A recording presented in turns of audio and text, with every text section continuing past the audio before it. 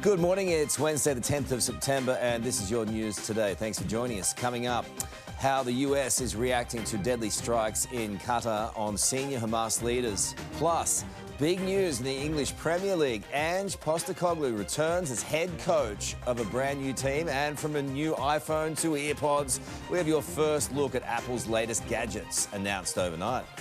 But first to breaking news in the Middle East, where Israel has launched a targeted attack at senior Hamas officials in Qatar. Let's go live to Nine correspondent Jonathan Kersley. Jono, could this affect ceasefire negotiations with Hamas?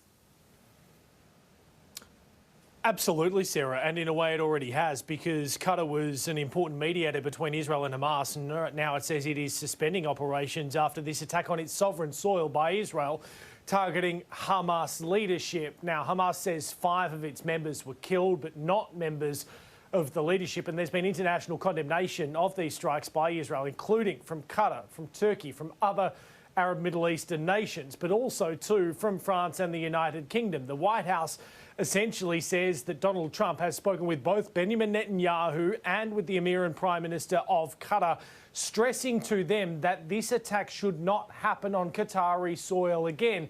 So right now, this is once again a very delicate situation in what has been a very protracted conflict. Sarah? Indeed. Thank you, Jono. A media conference in Sweden was brought to a dramatic halt after their newly appointed health minister collapsed.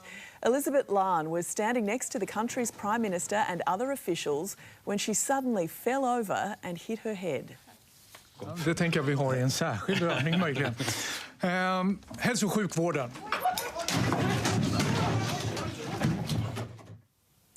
Thankfully, she did return a short time later with no apparent injuries, saying this is what can happen when you have a blood sugar drop.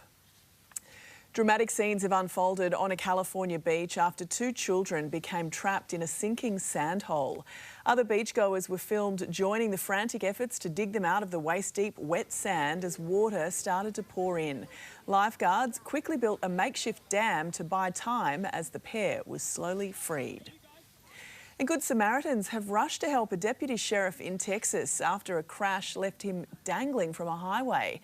He and another officer were assisting a stranded motorist when a truck hit their vehicle and pushed him towards the guardrail. They are both now recovering from their injuries in hospital. Unbelievable. The father of one of the 2 boys stabbed to death in Melbourne last weekend is calling for those responsible to hand themselves in.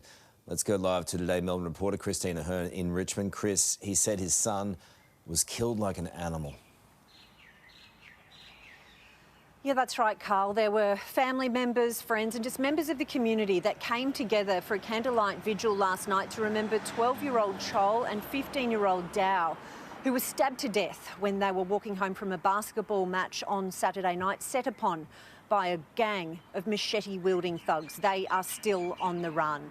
Chol's father calling for justice, but also calling for peace in the community.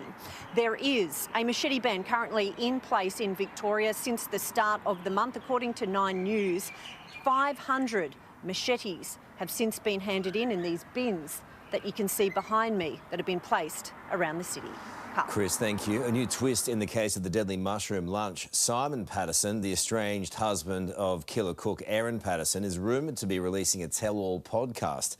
The 10-episode interactive podcast will include more details on the allegations that his estranged wife attempted to poison him on multiple occasions. It should be released by the end of the year. A controversial plan to remove shark nets in New South Wales has been scrapped after a fatal attack in Sydney's northern beaches. Let's go live to Today Sydney reporter Jack Hahn. Jack, the state's premier says it would be the wrong decision to remove them.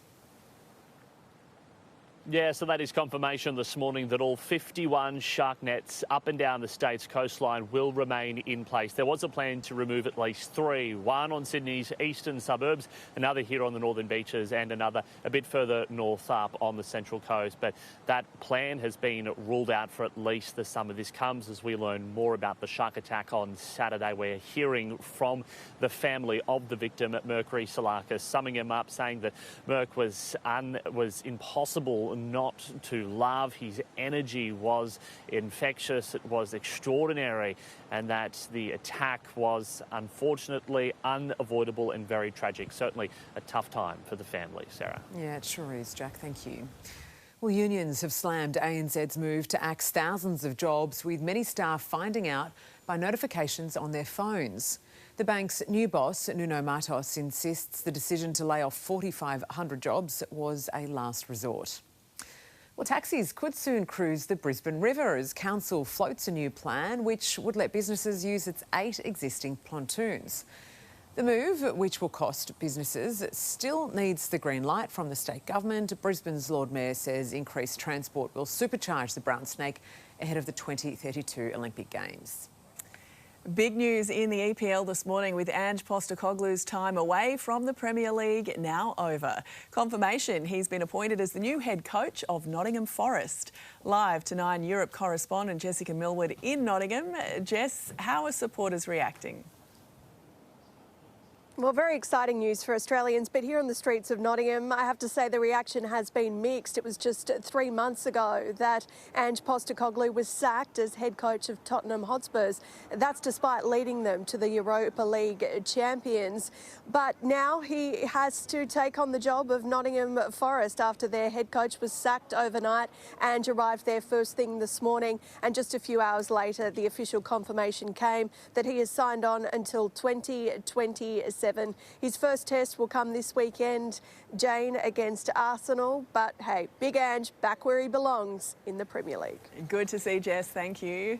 Well, F1 fans, get ready because tickets to the 2026 Australian Grand Prix go on sale today. From midday, tickets will be up for grabs for the Formula One in Melbourne, which will take place on the weekend of March 5 next year.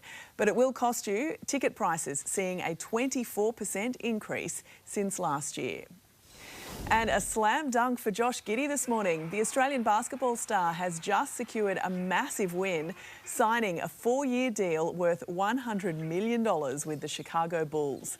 After being traded from the Oklahoma City Thunder, Giddey quickly made his mark as the Bulls' starting point guard with a career-best season, averaging 14.6 points per game. Big deal. Big deal indeed. Congratulations to him. Big wallet. Apple has debuted their new iPhone Air overnight, which is set to become the thinnest top-tier phone on the market. Today, tech expert Trevor Long travelled to California as a guest of Apple and joins us now. Trev, good morning. Trev. So the slimmest design, hey? Yeah, this is quite remarkable. I've already now had a look at it this morning, and 5.6 millimetres, it's almost half the size of most people's average iPhone, and it's definitely the thinnest iPhone we've ever seen. It's quite a remarkable new design because what they've done is they've made it very premium, polished edges. It's a beautiful phone, but still has the capabilities of their top-tier phones with their best processor and a great camera. So it could well be the pick of the bunch this year. Oh, I like how light The it is. iPhone Air is just one of several upgrades. What else did they announce? Yeah, along with the other iPhone 17 and 17 Pro, they've also announced new Apple Watches with some new health features. An Apple Watch will be able to detect basically blood pressure problems in people, which is fantastic. And the new AirPods, Carl, have a live translation feature. So if you're in another country and you're speaking to someone in another language, you can hear them in English while they speak their language. So I think that one, again, will be very popular for travellers and people looking for that kind of translation service. Or anyone just trying to talk with their partner. I might need it on the desk from time to time. Thank you, Trev. Let's take a look at the weather across the country. Widespread rain and thunderstorms are likely to impact much of South Australia, New South Wales and southern Queensland. With a low pressure system moving to my left, expected to develop over the coming days for parts of the east coast.